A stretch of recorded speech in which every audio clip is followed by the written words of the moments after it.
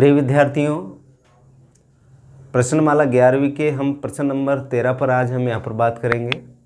मेरा ये मानना है कि आप पूर्व के जितने भी मेरे इसके 10 भाग थे इस प्रश्नमाला के, उसको अच्छे से आपने तैयार कर लिए होंगे। आज बढ़ते हैं हम प्रश्न नंबर 13 की ओर। प्रश्न नंबर 13 में कहा कि एक ट्रायंगल है, एक त्रिभुज है, और उन त्रिभुजों की जो भुजाएँ हैं, उन त्रिभुजों की भुजाओं को क्या किया इसने, उसके मध्य बिंदुओं को मिला दिया, और मिलाने के बाद में 4 ट्रायंगल बन रहे हैं। कितने बन रहे हैं? 4। और उन 4 ट्रायंगलों का संबंध जो मूल त्रिभुज है उसके साथ हमको स्थापित करना है। ये प्रश्न इस तरीके से है। तो हमारे दिमाग में बात बैठ गई कि एक ट्रायंगल है, क्या क्या दिया हुआ। सबसे पहले तो यहाँ पर लिखेंगे दिया हुआ है, दिया हुआ है। अब आप सबसे पहले दिया हुआ उसको लिखते हैं, जो जो इसमें दे रखा है इसी में से छांटना है। तो किसी त्रिभुज, एक तो त्रिभुज दे रखा है प्यारे विद्यार्थियों कि 3 भुजाएं होती है, हम जानते हैं कि मध्य बिंदुओं को क्रमशः मिलाने पर बनने वाले चारों त्रिभुज अपने मूल त्रिभुजों के क्या होते हैं? समरूप होते हैं। तो ये जो चारों त्रिभुजों अपने मूल त्रिभुजों के समरूप होते हैं, ये तो आपको सिद्ध करना है। लेकिन दिया हुआ क्या है कि दिया हुआ आपको एक त्रिभुज की 3 भुजाओं के मध्य बिंदु को क्रमशः मिलाने पर 4 त्रिभुज, यहाँ तक आपको मिल गया, हिंट मिल गई हमको। तो यहाँ पर हम चित्र बनाते हैं प्यारे विद्यार्थियों। ये तो आपका मूल ट्रायंगल हो गया, ये त्रिभुज, इसका नाम मैंने किया AB और C।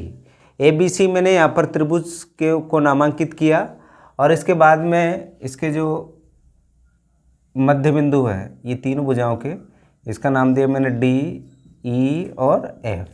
इनको क्या कर दिया हमने? मिला दिया। मिलाने पर आपके सामने पूरा का पूरा डायग्राम आ गया। आप समझ चुके कि जो डायग्राम में कितने ट्रायंगल बन गए।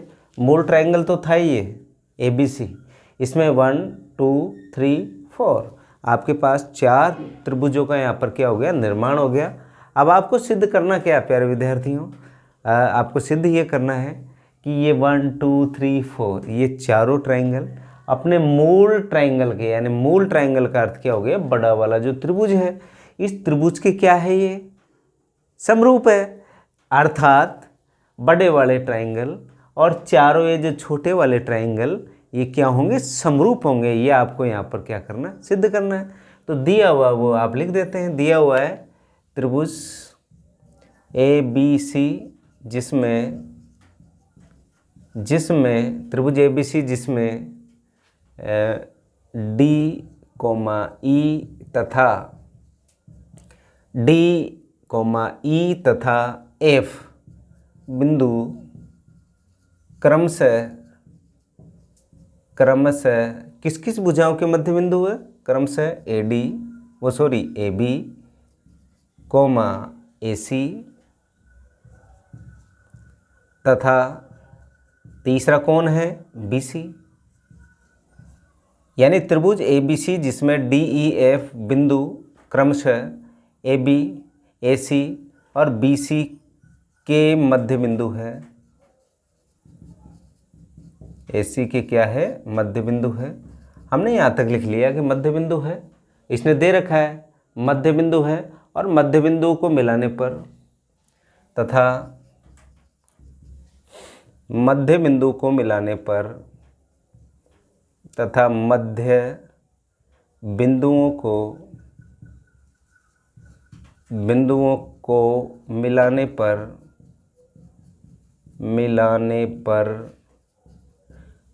कितने ट्रायंगल बनते हैं? 4 बनते हैं। मिलाने पर त्रिभुज ADE, त्रिभुज BDF, त्रिभुज DFE तथा एक और है FEC, ट्रायंगल FEC बनते हैं। ये आपको दिया हुआ है भाई, ठीक है। अब नंबर 2 पे आता है सिद्ध करना। क्या है आपको सिद्ध करना है? क्या करना है प्यारे विद्यार्थियों?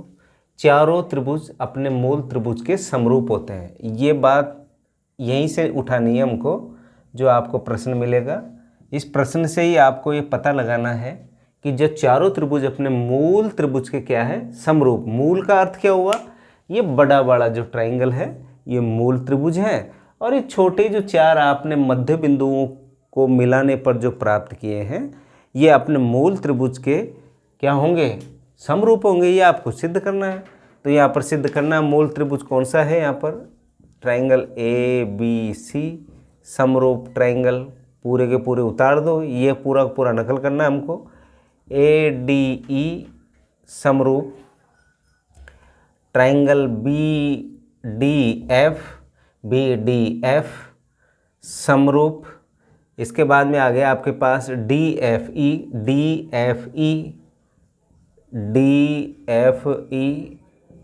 इसके बाद में लास्ट और है वो है FEC ट्राइंगल FEC।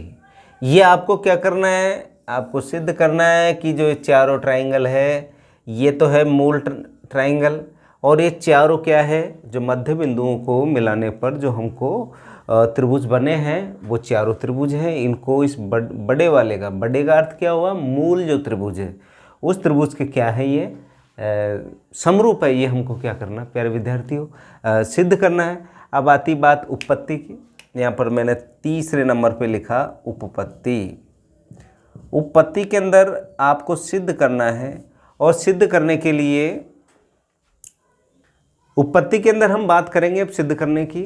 अब आप इसको एक एक लाइन को आप अगर अच्छे से समझते चलेंगे तो आप बिल्कुल बहुत अच्छे से इस प्रश्न को यहाँ पर हल कर लोगे।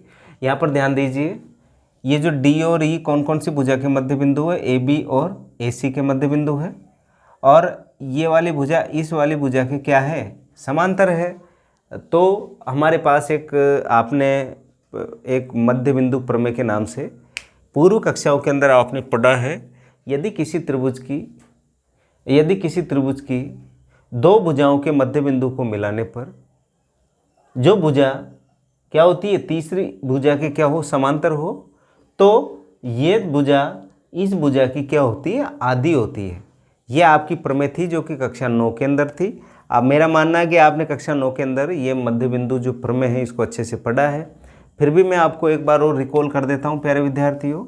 ये आपका कोई ट्राइंगल है, इस ट्राइंगल की ये दोनों भुजाओं के मध्य बिंदु को मिलाने वाली जो भुजा है, ये भुजा अगर इसके समांतर है तो इस समांतर के साथ साथ इस भुजा की क्या होगी, आदि। जैसे 10 सेंटीमीटर तो कितनी होगी, 5 सेंटीमीटर होगी। इसे हम क्या कहते हैं, मध्य बिंदु प्रमेय बोलते हैं। मध्य बिंदु प्रमेय के नाम से हम इसको समझते हैं। अब यहाँ पर देखिए आप AB और AC के मध्य बिंदु कौन कौन से हैं, आप कहोगे सर D और क्या है, E है। तो देखिए यहाँ पर त्रिभुज कौन सा है, ABC में, त्रिभुज ABC में AB तथा AC, AB तथा AC के मध्य बिंदु क्रमशः AB का कौन है, D तथा E है। D तथा क्या है, E है। हमने मध्य बिंदु के रूप में इसको यहाँ पर प्रदर्शित किया। अब हम जानते हैं, हम क्या जानते हैं, अभी अभी जो मैंने बोला था, DE, ये जो भुजा है DE भुजा बराबर 1/2 BC। क्यों है, क्योंकि DE समांतर है किसके, BC के। किससे है, मध्य बिंदु प्रमेय से। मध्य बिंदु प्रमेय से, कौन सी प्रमेय से डियर स्टूडेंट, मध्य बिंदु प्रमेय से। वापस समझ लें इसको, यही इंपॉर्टेंट इसके अंदर है कि ये जो ट्राइंगल है, इस ट्राइंगल की जो दो भुजाओं के मध्य बिंदुओं को अगर हम मिला दें तो ये भुजा इस भुजा की अगर समांतर है तो आदि भी होगी। क्या होगी, आदि होगी, और समांतर भी होगी और आदि भी होगी। तो ये कौन कहती है, ये मध्य बिंदु प्रमेय कहती है। इसके उपयोग से हमने क्या किया, इन दोनों को भूल जाइए आप, इसको ध्यान दें। ये DE क्या है, AB और AC के क्या है, मध्य बिंदु है। मध्य बिंदु है तो ये वाली भुजा और BC वाली भुजा क्या होगी, समांतर होगी, और समांतर होगी तो क्या होगी, आदि होगी। ये भी ध्यान रखना। यानी DE 1/2 क्या हो गई, BC की हो गई। तो तो यहाँ पर हमने इसको यहाँ पर प्रदर्शित कर दिया डियर स्टूडेंट, और इसको हमने समीकरण नंबर 1 देकर यहाँ पर छोड़ दिया। अब हम बात करते हैं दूसरे वाली कंडीशन की, ई और एफ की। ई और एफ की बात कर रहा हूँ मैं यहाँ से, किसकी? ई और एफ की। ये ई किसका मध्य बिंदु है? ई का। वो ई किसका मध्य बिंदु है? ए सी का। और बी सी का मध्य बिंदु कौन है? एफ है। तो यहाँ पर लिखेंगे, अब देखो ई तथा एफ, ई तथा एफ क्रमशः, ई किसका है? क्योंकि सबसे पहले हमने ई लिखा है। क्रमशः ए सी तथा बी सी का मध्य बिंदु है, मध्य बिंदु है। ठीक है, तो अब इसको मिला देंगे डियर स्टूडेंट। जब इन दोनों को मिलाया तो ये वाली भुजा इस वाली भुजा की क्या होगी? आधी होगी, और क्या होगी? समांतर होगी। तो यहाँ पर देखिए, यहाँ पर लिखता हूँ मैं ई एफ बराबर 1/2 किसके? ए बी के। और समांतर भी है, ई एफ समांतर किसके? ए बी के। यहाँ पर लिखता हूँ मैं ई एफ समांतर किसके? ए बी के। किससे? मध्य बिंदु प्रमेय से, मध्य बिंदु प्रमेय से। इसको दे दिया मैंने इक्वेशन नंबर 2। समीकरण 1 और समीकरण नंबर 2 मैंने यहाँ पर प्रदर्शित कर दिया। अब एक लास्ट और देख लेते हैं हम। लास्ट में कौन बच रहा है? ये एफ डी, या डी और एफ बच रहा है, और ये वाली भुजा भी किसके? इसके समांतर होगी। तो देख लीजिए, यहाँ पर मैं लास्ट वाला वो ले लेता हूँ। फिर इनमें करनी क्या? अपन को तुलना करनी है और बराबर सिद्ध करना है। तो देखिए, डी और एफ, बिंदु डी तथा एफ, कौन सा? डी और एफ। डी किसका मध्य बिंदु है? ए बी का। और एफ किसका मध्य बिंदु है? बी सी का। तो यहाँ पर लिखा बिंदु डी तथा एफ क्रमशः ए बी तथा बी सी के मध्य बिंदु हैं, के मध्य बिंदु हैं। मध्य बिंदु हो गया, और मध्य बिंदु होते ही हमारे पास तो वही रिजल्ट मध्य बिंदु प्रमेय से। तो यहाँ पर लिखेंगे हम कि कौन सी भुजा? ये देखो, डी से एफ को मिलाया, तो यहाँ पर लिखा हमने डी एफ बराबर 1/2 ए सी, और डी एफ समांतर है किसके? ए सी के। किससे? आप लिखोगे मध्य बिंदु प्रमेय से, मध्य बिंदु प्रमेय से। ये हमने यहाँ पर प्रदर्शित कर दिया, और इसको समीकरण नंबर 3 देके यहाँ पर छोड़ा। अब बात करेंगे समीकरण 1, 2 और 3 की। अब समीकरण 1 और 2 को लेते हैं हम। समीकरण 1 और 2 आपके पास यहाँ पर दे रखा है। ये समीकरण 1 है और ये समीकरण 2 है। समीकरण 1 और 2 की ही बात कर रहा हूँ, आप अच्छे से इसको समझते हुए चलना। समीकरण 1 में कहा है कि डी ई 1/2 बी सी, और डी ई समांतर बी सी। या डी ई समांतर किसके हैं? बी सी के। पहली बात हो गई। ई एफ समांतर किसके हैं? ए बी के। ई एफ समांतर किसके हैं? ए बी के। तो अब ध्यान से समझना कि ये वाली भुजा और ये वाली भुजा समांतर हो गई, क्योंकि पूरी समांतर है। और ई एफ वाली भुजा ए बी के समांतर है, तो इतनी भी समांतर होगी कि नहीं होगी? अब आप केवल इसी को देखो, आप इसी को आप देखोगे तो ये समांतर चतुर्भुज बन रहा है कि नहीं बन रहा है? तो देखो, यहाँ पर लिखता हूँ मैं समीकरण 1 व 2 से, समीकरण 1 व 2 से हमने रिजल्ट अभी निकाला है समीकरण 1 और समीकरण 2 से। क्यों हमने रिजल्ट निकाला है? हमने रिजल्ट के रूप में ये कहा है कि डी ई समांतर है बी एफ के, और इधर से ई एफ समांतर किसके हैं? बी डी के। एक्चुअल में हम ये बात पहले कर चुके, आपको पता है। आप बी डी भी लिख सकते हो यहाँ पर, और आप इसको ए बी भी लिख सकते हो। यहाँ पर क्या देखो, बी डी भी लिख सकते हो, और आप अगर बी डी नहीं लिखो तो ए बी भी लिख सकते हो। यहाँ पर लिख सकते हैं अपन, जैसे ये लो ए बी लिख दो, क्योंकि आपने यहाँ पर ए बी लिख रखा है। तो अब यहाँ पर आपने देखो डी ई लिखा है, बी एफ की जगह आप बी सी भी लिख सकते हो। यहाँ पर छूट है आपको। अब लिखते ही आप देखो, आप केवल जो मैंने डार्क कर रखा है इस पर ध्यान दें आप, तो आपको नज़र आएगा, क्या नज़र आएगा? ये एक, आप कहोगे सर ये एक समांतर चतुर्भुज है। कौन सा चतुर्भुज है? समांतर। तो अतः BFED एक समांतर चतुर्भुज है। कौन सा चतुर्भुज है? समांतर चतुर्भुज है, क्योंकि इसकी जो समग्र भुजाएं हैं वो क्या है? समांतर है, इसलिए समांतर चतुर्भुज है। तो अब समांतर चतुर्भुज में भी क्या दे रखा है आपको? एक विकर्ण दे रखा है डियर स्टूडेंट, और वो विकर्ण कौन सा है? DF समांतर चतुर्भुज है, एवं DF इसका विकर्ण है, इसका विकर्ण है। अब ये DF क्या हो गया? इस समांतर चतुर्भुज का क्या है? विकर्ण है। और हमें पता है, हम जानते हैं, छोटी कक्षाओं में हमने पढ़ रखा है कि समांतर चतुर्भुज का विकर्ण समांतर चतुर्भुज को बराबर बराबर भागों में बांटता है। आप देख लीजिए यहाँ पर, ये विकर्ण ये समांतर चतुर्भुज को दो त्रिभुजों में बांटता है, और दोनों त्रिभुज क्या होंगे? बिल्कुल बराबर, यानी एक को उठा के एक के ऊपर रखे तो पूरा पूरा क्या कर ले? ढक ले। और पूरा पूरा ढकने का मतलब क्या हो गया?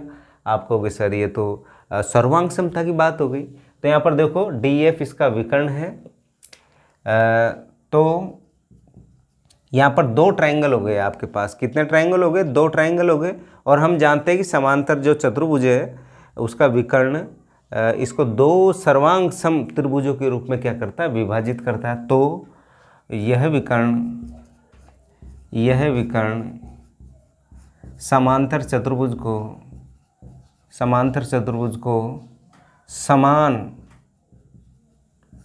समान त्रिभुजों में, यह समान त्रिभुज, समान को ऐसे लिखो, यह विकर्ण समांतर चतुर्भुज को दो सर्वांग सम त्रिभुजों में, सर्वांग सम त्रिभुज में विभाजित करता है। अतः बराबर कर दें अब दोनों ट्रायंगलों को। ये ट्रायंगल DBF सर्वांग सम, ट्रायंगल DFE, ये दोनों क्या हो गए? सर्वांग सम हो गए। सर्वांग सम का अर्थ क्या हो गया? एक को उठा के दूसरे के ऊपर रखें तो पूरा पूरा क्या कर लेगा? ढक लेगा। ये बात हमने यहाँ पर पूरी की। किसकी? केवल इसी की बात की है। अब देखिए, अब दूसरे में बात करते हैं ऐसे कैसे। यहाँ पर आप देखोगे तो आप अभी तो हमने कौन सा लिया था? ये वाला लिया था। अब ये देखिए, ये वाला चतुर्भुज ले रहा हूँ मैं, समांतर चतुर्भुज। कौन सा चतुर्भुज? ये वाला समांतर चतुर्भुज। आप ध्यान से देखना, ये इस वाले की बात कर रहा हूँ मैं, अब इस वाले की, ठीक है। तो यहाँ पर देखिए, अब इसके लिए हमने क्या किया? कौन कौन से की बात करेंगे हम? देखो यहाँ पर देखो, चतुर्भुज DECF, इसकी बात कर लेते हैं हम चतुर्भुज की। तो यहाँ पर लिखेंगे ठीक इसी प्रकार आपके पास ये जो चतुर्भुज है, चतुर्भुज कौन सा? DECF में हमें पता है क्या है? ये कौन सा? EC समांतर है किसके हैं? आप कहोगे सर DF के में, DF समांतर AC, इसकी समांतर की बात कर ली, और DE समांतर BC की। तो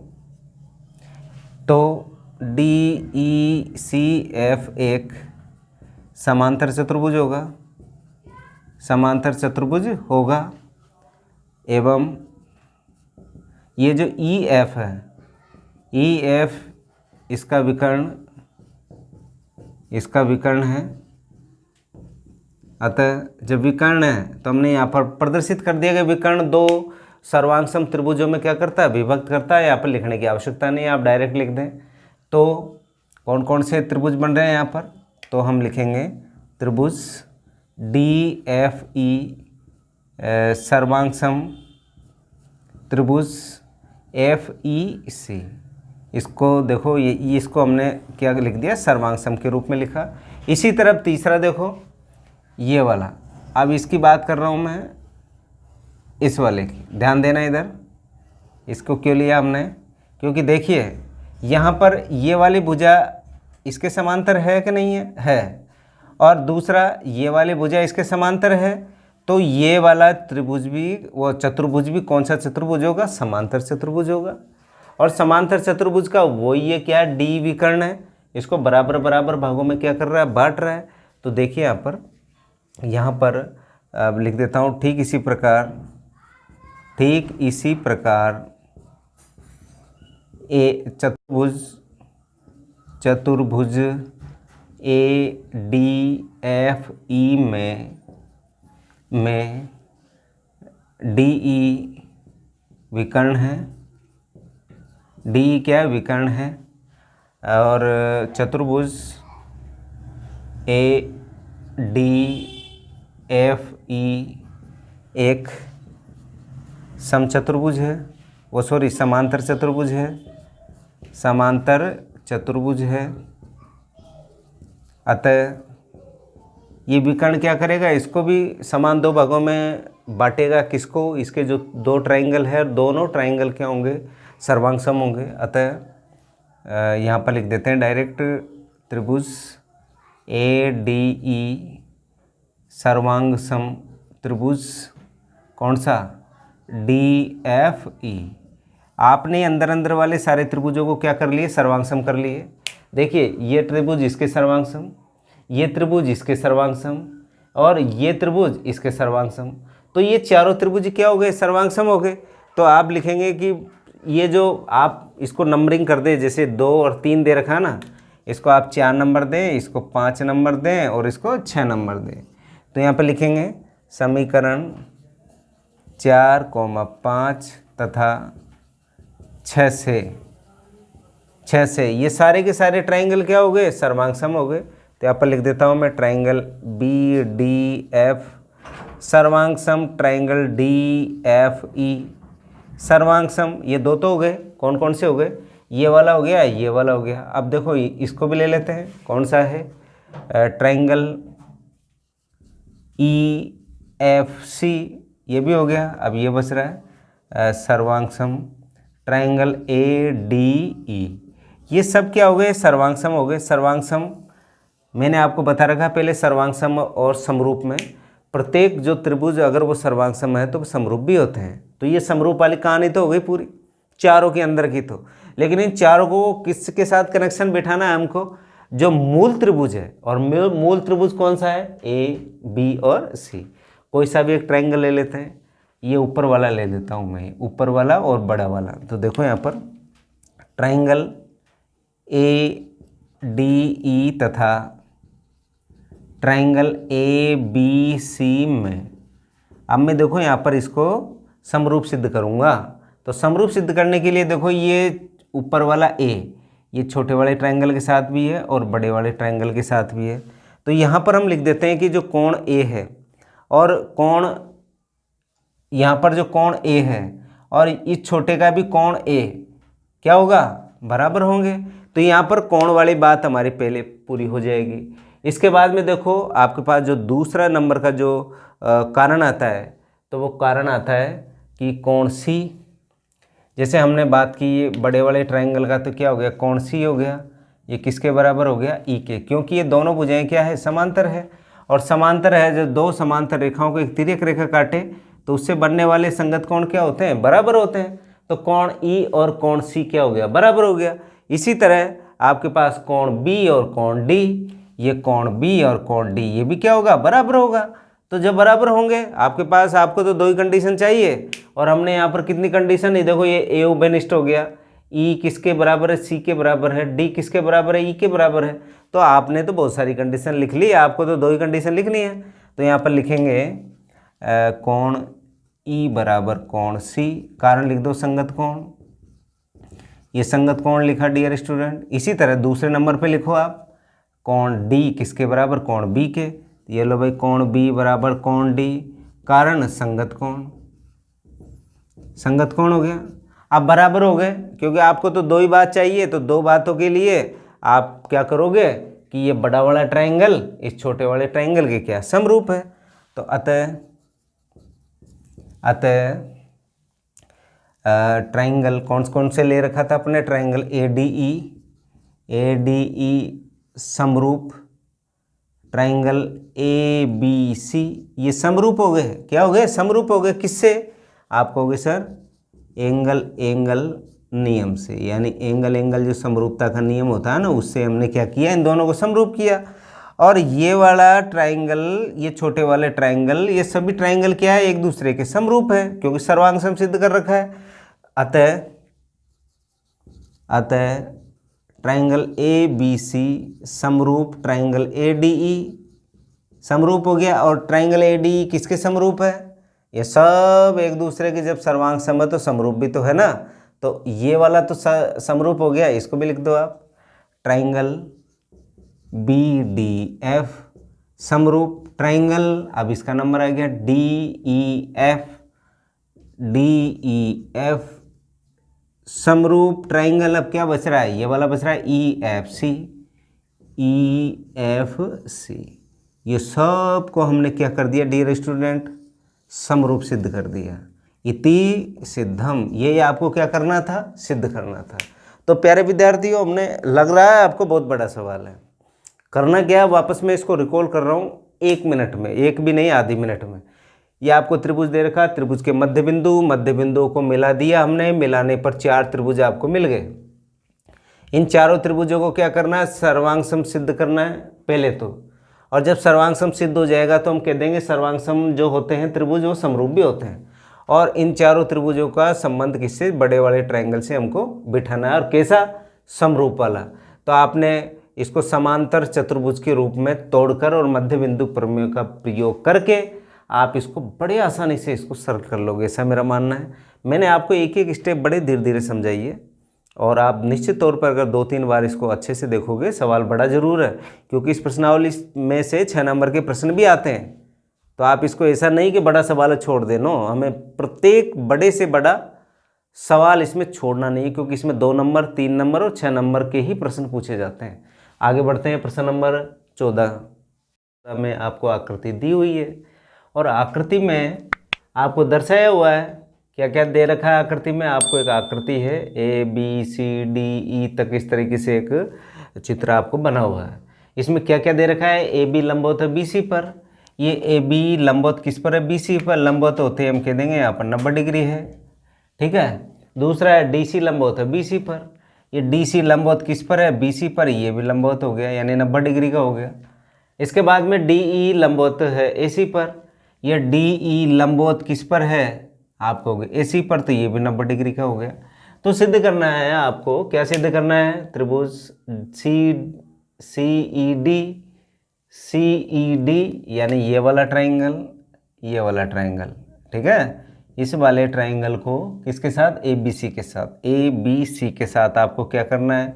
समरूप सिद्ध करना है। आपको क्या करना है? समरूप सिद्ध करना है। तो देखो क्या क्या दिया हुआ है, यहाँ पर हल करते हैं। हल में सबसे पहली बात आती है दिया हुआ है। क्या दिया हुआ है प्यारे विद्यार्थियों? आप कहोगे सर दिया हुआ है ए बी लंबवत है किस पर? बी सी पर। दूसरा देखो डी सी लंबवत है किस पर? बी सी पर। एवं तीसरा क्या दे रखा है? डी ई लंबवत है किस पर? ए सी पर। ये ही लंबवत वाली कहानी आपको क्या उसने दे रखी है। नंबर 2 पे आता है, हमको क्या करना है? नंबर 2 पे सिद्ध करना है। क्या सिद्ध करना है? वो दे रखा है, इसी की नकल मार दो। ट्राइंगल सी ई डी समरूप ट्राइंगल ए बी सी, ये आपको क्या करना है? सिद्ध करना है। तीसरे नंबर पे आ जाओ। उत्पत्ति पे रचना आपको करनी नहीं है इसमें, क्योंकि सारा मामला रेडीमेड है। ये उत्पत्ति पे आते हैं। उत्पत्ति पे आते ही हमें इस त्रिभुज में, त्रिभुज ए बी सी की बात कर रहा हूँ मैं यहाँ पर, त्रिभुज ए बी सी में, इस त्रिभुज ए बी सी की मैं बात कर रहा हूँ। ए बी और सी के अंदर देखो कुछ हम यहाँ पर रिजल्ट निकालते हैं। ये कितने डिग्री का? 90 का। तो दोनों भी मिलकर कितने होंगे? 90 के होंगे। तो यहाँ पर लिख रहा हूँ मैं, यहाँ पर आपके पास त्रिभुज ए बी सी में कौन सा कोण है? ये बी ए सी प्लस कोण बी सी ए बराबर कितना डिग्री? 90 डिग्री है। समझ जाओ आप, क्योंकि इस त्रिभुज की बात कर रहा हूँ। त्रिभुज के तीनों कोणों का जोड़ कितना होता है? 180 होता है। तो ये तो 90 का हो गया। अकेला तो दोनों मिलकर कितने के होंगे? 90 के होंगे। तो कोण ए और कोण सी दोनों का जोड़ किसके बराबर है? 90 के बराबर है। अब नंबर 2 पर हम बात करते हैं कोण बी सी ए। बी सी ए को पहले लिख लेता हूँ मैं, कोण बी सी ए प्लस, अब इसका ऑपरेशन करना है मुझे, कोण बी ए सी। कोण बी ए सी समझना, ये भुजा और ये भुजा, देखो यहाँ पर भी 90 डिग्री का कोण है, यहाँ पर भी 90 डिग्री का कोण है। इसका मतलब ये दोनों क्या हो गए? समांतर हो गई। क्या हो गई? समांतर। क्योंकि हमें पता है कि जब दोनों कोण, जब दो भुजाओं के बीच के जो कोणों का जोड़ अगर 180 डिग्री आ जाए अंत कोणों का, तो हम कह देते हैं कि वो दोनों भुजाएं क्या समांतर है। तो जब ये 90 है, ये भी 90 हो गया, तो आप कहोगे कि ये जो जेड आकृति में जो कोण बनता है, जेड आकृति में, ये जेड आकृति में बने कोण क्या होते हैं? एकांतर कोण होते हैं, बराबर होते हैं। तो कोण बी ए सी किसके बराबर होगा? कोण ए सी डी के बराबर होगा। किसके बराबर होगा डियर स्टूडेंट? आप कहोगे सर चाहे आप ए सी डी बोलो चाहे ई सी डी बोलो, तो यहाँ पर देखो मैंने इस कोण की जगह, इसकी जगह मैंने क्या लिख दिया? कोण ई सी डी बराबर कितना? 90। क्योंकि मैंने चेंज, यही तो चेंज किया है। वापस समझ लें इसको मैंने कैसे चेंज किया है। ये 90 है, ये 90 है, इसका अर्थ है दोनों भुजाएं क्या हो गई? समांतर है। समांतर है तो जो जेड आकृति में बने कोण क्या होते हैं? बराबर कोण ए और कोण सी क्या है? बराबर है। तो इस कोण ए की जगह मैंने क्या लिख दिया? कोण सी लिख दिया। ठीक है, इसके लिखने के पीछे मेरा क्या प्रयोजन, अब देखना आप।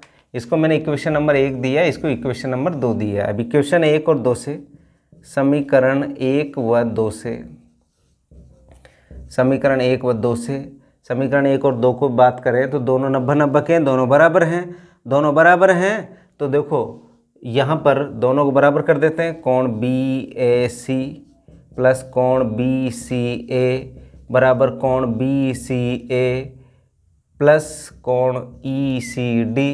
तो बी सी ए से बी सी ए कट गया, क्या बचा? कोण बी ए सी बराबर कोण ई सी डी। ये आपको बराबर कोण बच गया आपके पास। और इस कोण का उपयोग हम क्या करेंगे? अभी समरूप जो हम सिद्ध करेंगे वहाँ पर करेंगे। इसको समीकरण नंबर क्या दे दिया? 3 दे दिया। अब आपके पास 2 त्रिभुज है, दोनों त्रिभुजों को क्या करना है? समरूप सिद्ध करना है। तो यहाँ पर इन दोनों त्रिभुजों को ले लेता हूँ मैं, त्रिभुज ए बी सी तथा त्रिभुज सी डी ई में। एक बात तो अभी आपने बराबर कर ली, कोण ए किसके बराबर? कोण सी के। देखो आप, ये कोण ए वाला बी ए सी ये तो किसका है? ये बड़े वाले ट्रायंगल ए बी सी का। और कोण ई सी डी, ई सी डी कौन से का? छोटे का। तो दोनों बराबर है। तो यहाँ पर लिखा मैंने कोण बी ए सी बराबर कोण ई सी डी, ये क्या हो गए? बराबर है। और कहाँ से आपने निकाला? उत्पत्ति से निकाला। तो एक तो ये हो गया। अब दूसरा और चाहिए। आपको पता है कि ये वाला कोण कितने का? 90 का। और ये भी कितने का? 90 का। तो यहाँ पर लिखा कोण डी ई सी बराबर कोण ए बी सी, ये कितने डिग्री के कोण है? 90 डिग्री के कोण है। अब आपके पास जब 2 बातें आपने बराबर कर ली, तो 2 बातें बराबर होते हैं आपके पास क्या होगा? ये एंगल एंगल नियम से, यानी कोण कोण नियम से, कोण कोण नियम से दोनों त्रिभुज कैसे त्रिभुज हो गए? समरूप त्रिभुज हो गए। त्रिभुज ए बी सी समरूप त्रिभुज सी डी ई। यही प्यारे विद्यार्थियों आपको क्या करना था? सिद्ध करना था। और यहाँ पर मैंने क्या लिख दिया? इति सिद्धम, इति सिद्धम। इस तरीके से हमने प्रश्न नंबर 14 को बड़े आसानी से हल किया। प्यारे विद्यार्थियों, इसमें कुछ भी नहीं, एक ही टर्निंग पॉइंट है कि आपको इस वाले एक कोण का संबंध इस त्रिभुज के किसी एक कोण के साथ आप स्थापित कर दें। और दूसरा तो आपको मिल ही रहा है 90 है, 90 है। क्योंकि समरूप सिद्ध करने के लिए 2 बातें मिनिमम हमको आवश्यक है, या तो संगत भुजाओं का रिलेशन हो या कोणों का रिलेशन हो।